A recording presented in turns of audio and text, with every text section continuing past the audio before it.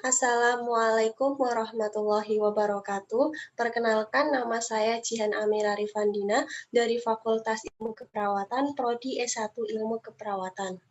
Di sini saya akan presentasikan tentang teori lipid tahun 1973.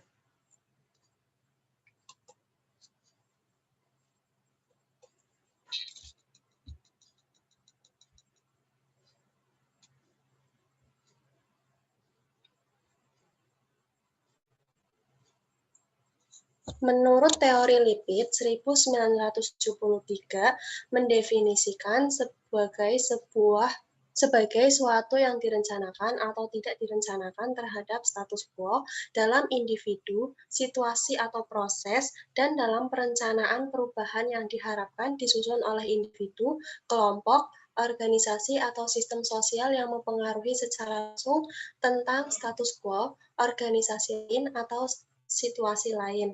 Lipid 1973 menekankan bahwa tidak seorang pun bisa lari dari perubahan.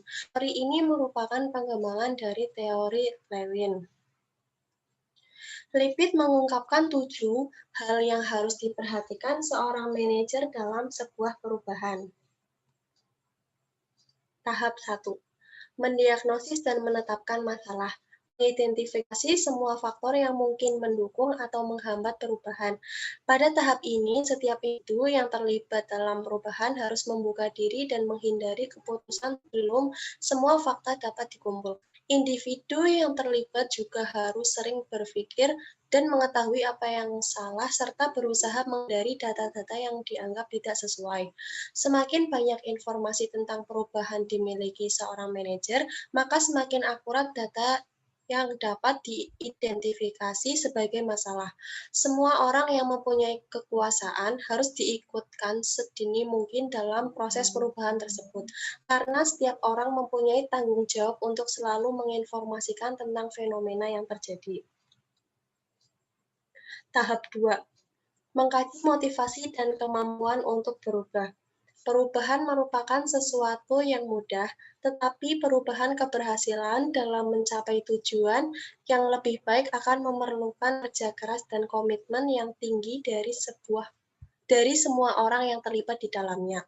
Pada tahap ini, semua orang yang terlibat dan lingkup yang tersedia harus dikaji tentang kemampuan, hambatan yang mungkin timbul, dan dukungan yang akan diberikan.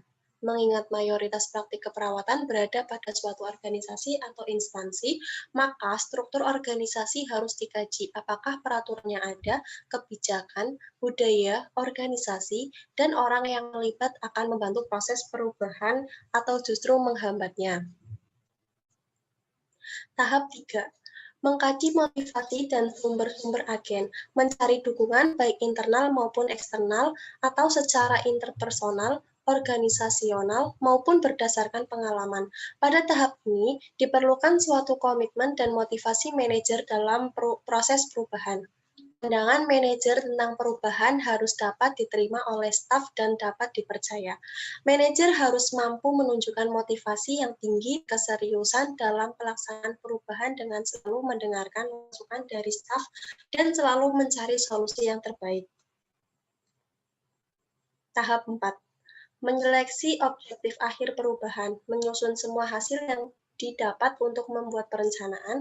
Pada ini, perubahan harus sudah disusun sebagai suatu kegiatan secara operasional, terorganisasi, berurutan, kepada siapa perubahan akan berdampak, dan kapan waktu yang tepat untuk dilaksanakan.